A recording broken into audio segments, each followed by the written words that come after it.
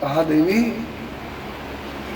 ये महात्मा का दिया हुआ फल है, इसलिए इसको खा लो बेटा हो जाएगा। कहा कि अच्छा ठीक है खा लूंगी, जाओ मैं नहा धो करके खा लूंगा। अब उसको तो ये फल ही चिंता का विषय हो। उसकी एक बहन थी, वो आ गई वहाँ, और वो भी एक बेल की तुमड़ी जैसी थी, जैसी ये वैसी बहन तो थी। अब वो आकर के बोली जीजी क्यों चिंता कर रही हो, क्या हो गया, तुम तो बड़ी सदा मस्त रहती थी, हुआ क्या? अरे हुआ ये कि तेरे जीजा जी फल ले आए। तो फल ले आए तो फल कह रहे खा लो। कहा कि तो खाना ही चाहिए, फल तो भोजन के बाद में फल खाया जाता है। अरे खाया तो जाता है परंतु ये फल बड़ा खतरनाक है, नहीं खाऊंगी। अरे खतरा क्या है? कहा खतरा ये गिनाने लगी, सुन लीजिए, अपने मन से नहीं कह रहे, सब लिखा हुआ है।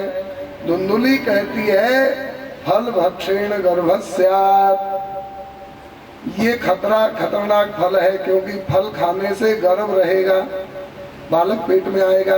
तो तुम्हारे बालक तो नहीं है, अच्छा तो है, बालक हो जाएगा। कहा परंतु हमको बालक नहीं चाहिए। क्यों नहीं चाहिए? कहा इसलिए कि बालक से बड़े बड़े खतरे हैं। क्या? वो कहती है कि फल भक्षेण गर्भस्यात् गर्भेणोदर वर्धिता और स्वल्प भक्षम ततो असक्ति, इसलिए फलम नाहम भक्षये। कहती है फल खाने से बेटा पेट में आएगा, बेटा पेट का बहुत क्षेत्रफल घेर लेगा, पेट बढ़ेगा और मेरा भोजन कम हो जाएगा।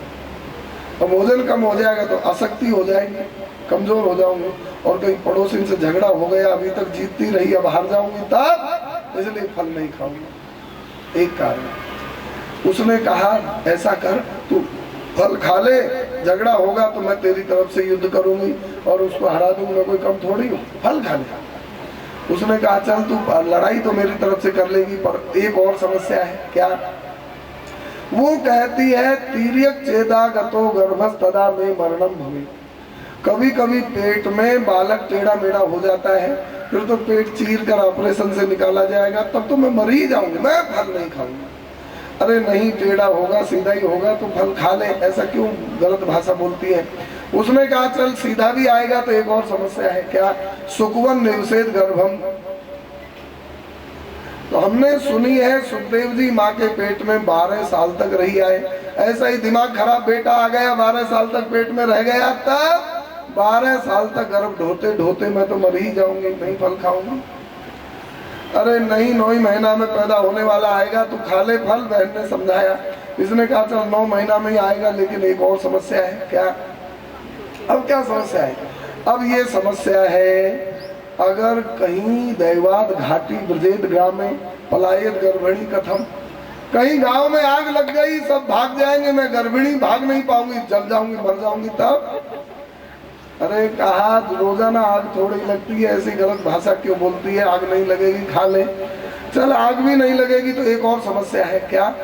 जब मेरे बालक होगा, मैं बच्चा को जच्चा बन करके बच्चा को लेकर पड़ी रहूंगी, घर का काम कौन करेगा? शायद ये मेरी ननद को बुलाएंगे, और नंदायाम मंदायाम मंद बुद्धि ननद कहीं मेरे धन को खोज ले गई, तब तो मैं कहीं की नहीं रहूंगी, इसलिए फल नहीं खाऊंगी। कितनी बुद्धि है, लेकिन बुद्धि का प्रयोग किस मार्ग में लगा रहे? बुद्धि तो बहुत है। अच्छा, अरे मैं उस दुष्ट बुद्धि ननद से तेरे धन को बचा लूंगी, अब तू फल खा ले। का एक और समस्या है। क्या समस्या? ये है कि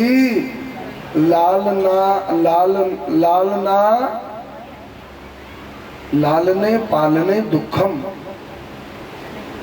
बालक को मलमूत्र उठाना, लाड़ दुलार करना, उसको पाल पोस कर, मैं ये सब झंझट नहीं करूंगी, मैं फल नहीं खाऊंगा। अरे थोड़ा सा मेहनत, थोड़ी सी मेहनत है, बेटा हो जाएगा, सेवा भी करेगा, फल खा लो। कहा चल एक और संकट है, बहुत बड़ा, ये तो बहुत बड़ा ही है। कौन सा? ये कहते हैं फल खाकर 1 साल तक इतने नियमों का पालन करना पड़ेगा, सत्य बोलना पड़ेगा, पवित्र रहना पड़ेगा, और दया करनी पड़ेगी, दान देना पड़ेगा, एक बार भोजन करना पड़ेगा। बताओ, मैं बकरी की तरह रात दिन चरती रहती हूँ, एक बार भोजन से मेरा पेट कैसे भरेगा? अब कहते सत्य बोलना पड़ेगा, सत्य बोलने से हमारा धन कैसे बचेगा? और कहते दया, दया तो हमारे छठी में ही नहीं लिखी है, हम तो झगड़ा ही करती रहती है। ये बहुत दुरा राज्य से दृश्यते एवं कुतर्क योगेन तत्फलम नैव भक्षितम। पति ने पूछा फल खा लिया?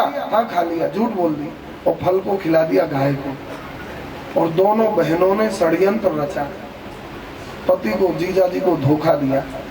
षड्यंत्र क्या रचा? उसने कहा जीजी ऐसा करो, भगवान की बड़ी विचित्र लीला है, जहाँ खाने वाले हैं वहाँ खाने को नहीं है, और जहाँ खाने को है वहाँ खाने वाले नहीं है। सृष्टि में बड़ी विचित्र लीला।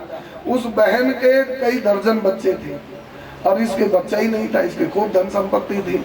तो ऐसा कर, मेरे गर्भ में बालक है और मेरे गर्भ में बालक जब पैदा होगा तो मैं अपने पति के द्वारा तेरे यहाँ सप्लाई कर दूंगी और मेरे पति को थोड़ा सा धन दे देना और हल्ला मचा देना, बेटा हो गया। और तब तक कपड़ा बांधती रहे पेट में और गर्भवती बनती रहे। हाँ, बालक 2 महीना का हो गया, 3 महीना का हो गया, कपड़ा रोजाना बांधना पड़ेगा और खूब गर्भवती हो जाएगी। और आग लग जाए तो कपड़ा खोलकर भाग जाना, क्या चिंता है। बोलिए वृंदावन बिहारी।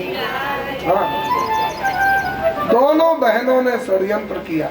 और देखो, ये गाय को फल खिला दो, न इसको झूठ बोलनी, न झगड़ा करना, न अधर्म करना, न कोई झूठ, इसको बेटा बेटी जो होना होगा हो जाएगा, ऐसा ही किया। और इस धुंधुली ने और बहुत बड़ा षड्यंत्र किया, पति को धोखा दिया। गाय के एक बेटा हुआ, हाथ पांव देवता जैसे, मनुष्य जैसे, केवल कान गाय के जैसे लंबे थे। इन कानों से ही उस बालक का नाम रखा गया गोकर्ण। बोलिए गोकर्ण भगवान की जय। और 9 महीना के बाद में इसकी बहन को बेटा हुआ और बहन ने रात रात में इधर सप्लाई कर दिया, इसने धन दे दिया, कपड़ा खोलकर फेंक दिए।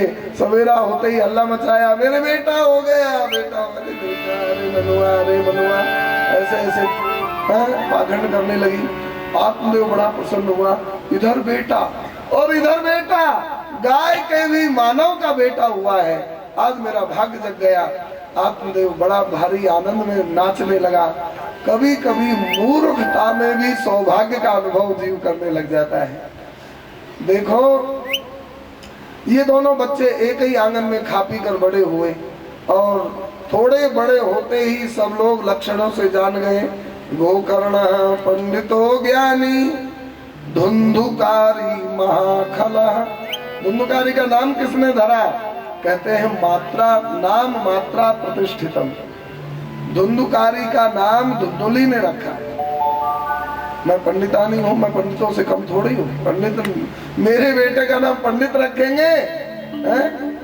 लो, गर्भ में 9 महीना मैंने रखा, प्रसव पीड़ा मैंने सही, और फ्री फंड में नाम पंडित रखेंगे दक्षिणा लेने के लिए? नहीं, मैं अपना नाम रखूंगी बेटा का। ठीक है देवी, तू ही रख। और इसने अपने बेटे का नाम रखा धुंधुकारी। आजकल भी इंदौर में है कि नहीं, लेकिन हमने कई बड़े शहरों में सुना है, आजकल एक दुर्बुद्धि चल गई है परिवारों में। एक राशि पर नाम रखने की दुर्बुद्धि, एक ही राशि पर, पत्नी का, पति का, बेटे का, बाप का, एक ही राशि पर।